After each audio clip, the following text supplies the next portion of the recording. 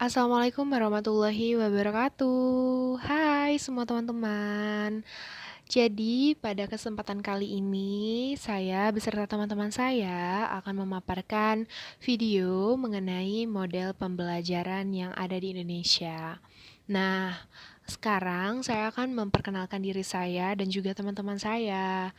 Nama saya Nisa Permatasari. Di sini saya dengan teman-teman saya yang beranggotakan 7 orang. Yang pertama ada Lasmini, yang kedua ada Anggi Sirkarinta, yang ketiga ada Dike Febriana, yang keempat ada Lisa Pinky, yang kelima ada Bunga Septiani, dan yang terakhir ada Arum Triwinanti. Oke, pada kesempatan kali ini saya akan memaparkan materi terlebih dahulu, yaitu pengertian dari model pembelajaran kelompok. Jadi, model pembelajaran kelompok atau yang biasa kita kenal yaitu cooperative learning. Nah, di mana model pembelajaran kelompok ini merupakan salah satu yang ada di Indonesia model pembelajarannya. Nah, model pembelajarannya ini sistemnya itu diadakannya kelompok dan di dalam kelompok tersebut akan ada beberapa kegiatan-kegiatan yang akan dijalankan oleh anak-anak didik kita nanti. Nah, di sini biasanya nanti pada model pembelajaran kelompok itu akan dibuka minimal 3 kelompok. Nah, yang mana di dalamnya terdapat bermacam ragam kegiatan. Nah, masing-masing kelompok nanti akan menjalani kegiatan yang berbeda-beda juga. Yang pastinya yang kreatif, yang inovatif, dan yang sangat seru karena ketiga hal ini yang akan disukai oleh anak kecil. Benar? Yes, benar sekali. Nah, selanjutnya dalam setiap kelompok ini nanti anak-anak diarahkan untuk melakukan kegiatan yang sudah ditentukan oleh ibu gurunya. Nanti apabila ada anak-anak dalam satu kelompok, misal ada anak A yang ada di kelompok B itu sudah mengerjakan atau melaksanakan tugasnya, maka dia bisa melanjutkan untuk ke kelompok yang selanjutnya bergantian, seperti itu. Apabila masih ada ataupun masih banyak isi dalam kelompok yang selanjutnya, si A tadi bisa melakukan alternatif lainnya dan bisa memainkan bermain di kegiatan-kegiatan yang lainnya yang ada di kelas. Seperti itu teman-teman. Semoga penjelasan dari saya cukup dimengerti. Terima kasih teman-teman. Selanjutnya. Bismillahirrahmanirrahim. Baiklah, di sini saya akan menjelaskan yang A, yaitu bagian kedua. Langkah-langkah kegiatan pembelajaran kelompok. Yang pertama yaitu kegiatan awal. Kegiatan awal di sini yaitu guru memberikan pemanasan. Misalnya mengadakan diskusi dan tanya jawab mengenai yang akan dilaksanakan pada hari itu. Kemudian melakukan sedikit gerakan menyanyi dan menari untuk membuat siswa lebih rileks. Yang kedua yaitu kegiatan inti. Guru lebih memusatkan pada kemampuan sosial dan emosional anak. Pada kegiatan inti terdapat berbagai macam kegiatan. Berbagai macam kegiatan bermain yang dipilih dan disukai anak agar mereka dapat bereksplorasi, bereksperimen, mandiri, kreatif, dan dapat bekerja sama dengan baik. Pada kegiatan inti ini guru membagi anak dalam beberapa kelompok dengan memberi kegiatan yang berbeda terhadap masing-masing kelompok.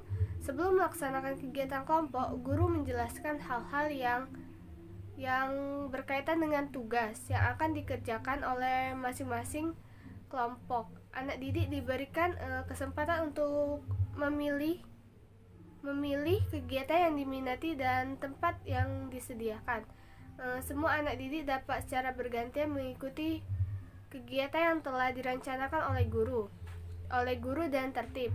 Anak didik yang telah menyelesaikan tugasnya lebih cepat dapat meneruskan kegiatannya.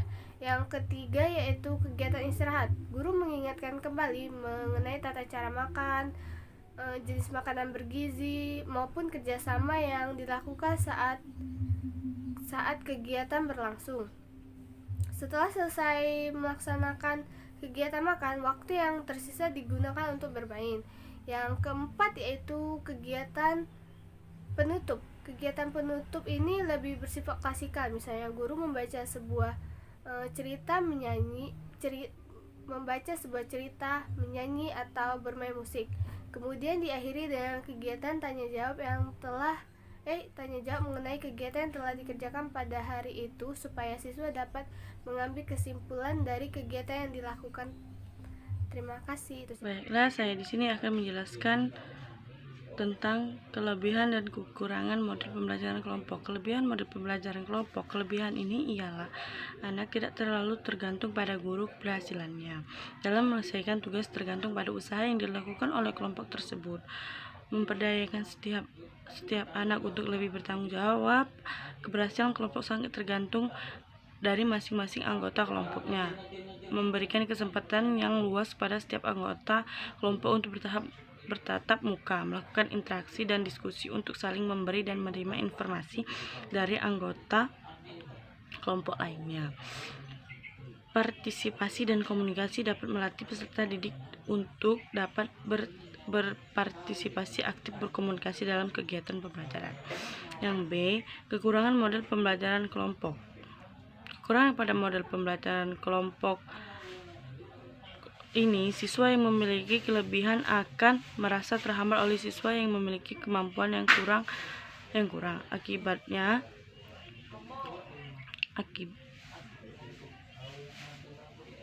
keadaan seperti ini dapat mengganggu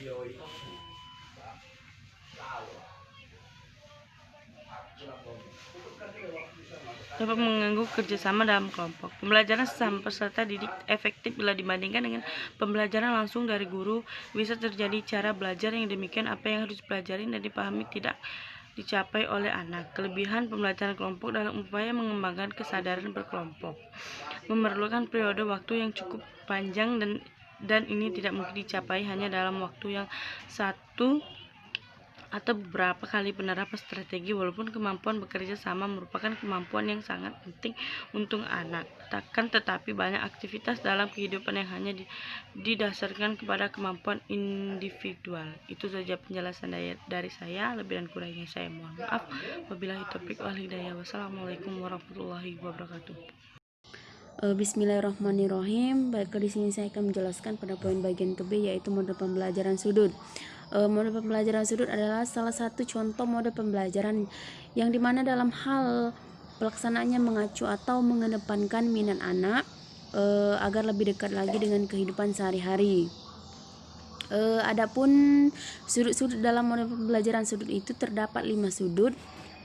Yang pertama itu ada sudut ketuhanan, di mana alat-alat di dalam sudut ketuhanan itu terdapat tempat ibadah, peralatan ibadat, gambar-gambar.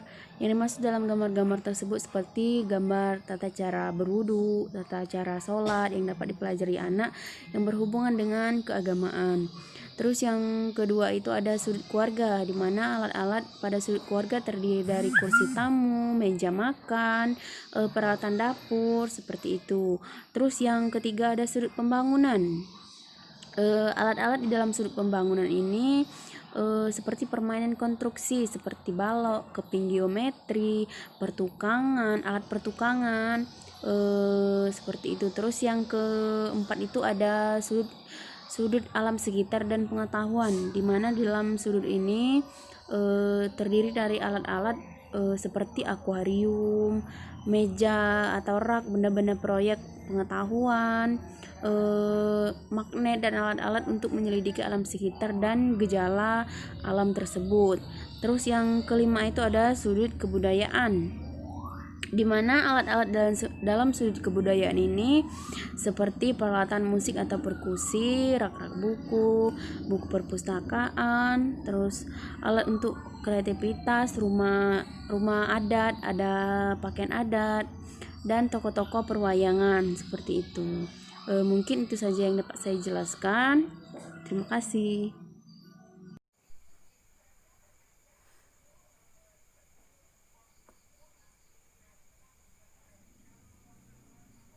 Baiklah, materi yang kedua yaitu cara menerapkan model pembelajaran sudut. Beberapa hal yang perlu diperhatikan dalam mengelola kelas pada model pembelajaran berdasarkan sudut-sudut kegiatan. Yang pertama, mengatur alat bermain dan perabot di ruangan, termasuk meja, kursi, dan luas ruangan. Yang kedua, sumber belajar dan hasil kegiatan anak dapat dipajang di papan atau di dinding ruangan. Yang ketiga, setelah digunakan untuk pembelajaran, alat bermain dirapikan dan disimpan sedemikian rupa sehingga dapat melatih anak untuk membiasakan yang ingin dicapai seperti kemandirian, tanggung jawab, membuat keputusan.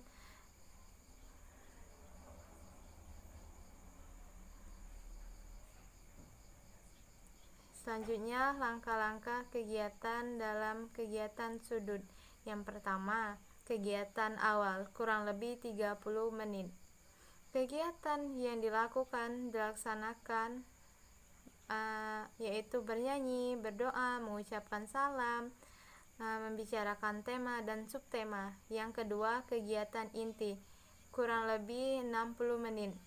Secara individual, di sudut-sudut kegiatan sebelum melakukan kegiatan inti, pendidik bersama anak membicarakan tugas-tugas yang akan dilaksanakan atau diprogramkan. Sudut yang dibuka setiap hari sesuai dengan indikator yang dikembangkan dalam pembelajaran yang ada. Yang ketiga itu istirahat, yaitu kurang lebih 30 menit.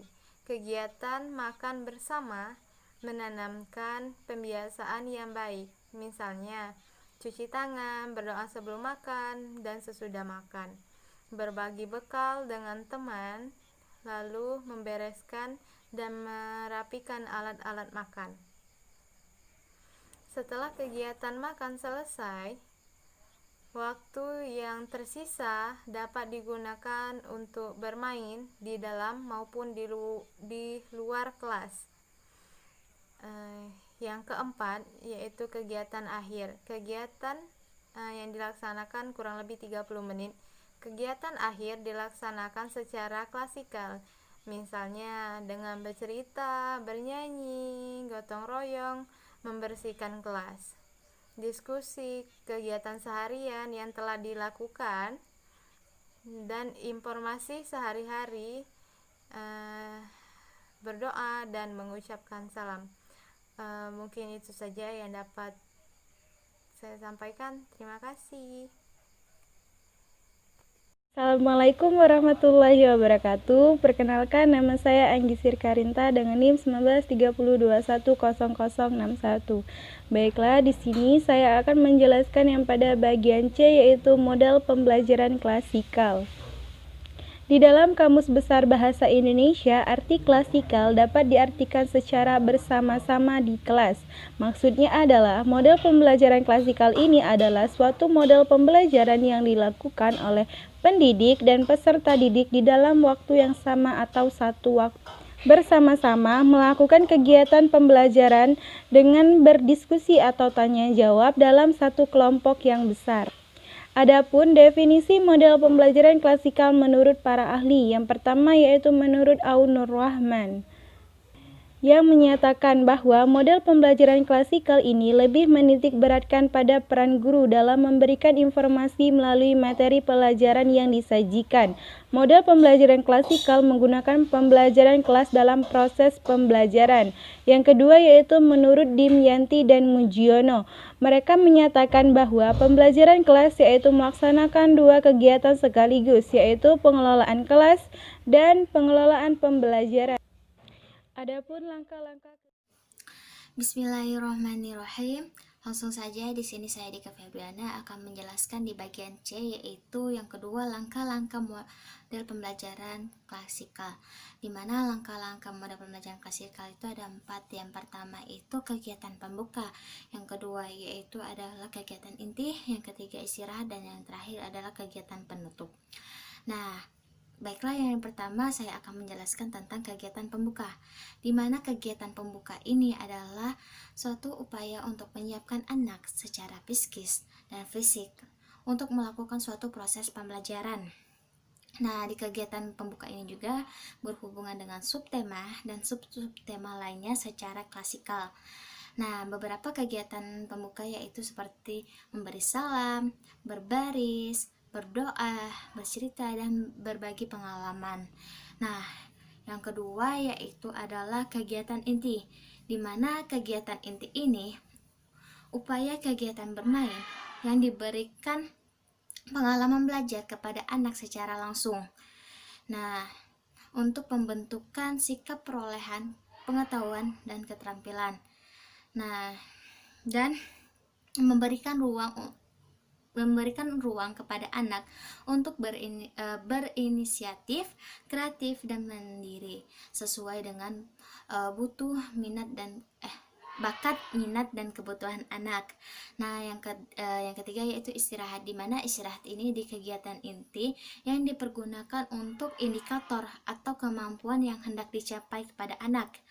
Nah, kegiatan seperti makan, misalnya tata tertib makan, makanan yang bergizi, dan rasa sosial mereka kepada teman-teman mereka. Nah, yang terakhir yaitu adalah kegiatan penutup, di mana kegiatan penutup ini adalah kegiatan suatu penenang bagi anak, seperti kegiatan yang dilakukan yaitu adalah bernyanyi, bercerita yang menggembirakan, yang dilakukan penenang di kegiatan penutup atau kegiatan terakhir. Baiklah, itu saja yang dapat saya sampaikan. Terima kasih. Yang selanjutnya ada kelebihan dan kekurangan pembelajaran model klasikal. Yang pertama, kelebihan model pembelajaran klasikal. Kelebihan pada model pembelajaran klasikal ini adalah pendidik atau guru dapat dengan mudah menguasai kelas, mudah mengatur dan mengorganisasikan tempat duduk atau kelas, dan dapat diikuti oleh jumlah siswa yang besar, mudah mempersiapkan dan melaksanakannya. Pendidik dapat dengan mudah memberikan pembelajaran dengan baik dan dapat menguasai bahan pelajaran yang luas. Jika digunakan dengan tepat, maka akan dapat menstimulasi dan meningkatkan keinginan belajar siswa dari beberapa sumber lain. Yang B atau yang kedua, kekurangan model pembelajaran klasikal. Kekurangan model pembelajaran klasikal ini adalah mudah menjadi verbalisme yang visual menjadi rugi, dan yang auditif atau mendengar yang benar-benar menerimanya. Bila selalu digunakan dan terlalu digunakan dapat membuat bosan. Keberhasilan metode ini sangat bergantung pada siapa yang menggunakannya dan cenderung membuat siswa pasif. Model pembelajaran ini sangat lama, tetapi model ini masih sangat efektif digunakan untuk proses pembelajaran anak usia dini. Walaupun model pembelajaran ini tidak aktif dan hanya berpusat pada pendidik atau guru, tetapi dengan sering diterapkan di awal pertemuan, anak-anak akan mengingat dengan sendirinya. Dengan demikian, model pembelajaran ini masih sangat efektif digunakan di PAUD, tapi seorang pendidik harus memberikan pengalaman dan motivasi agar anak efektif dalam proses pembelajaran. Sekian dari saya. Wassalamualaikum warahmatullahi wabarakatuh.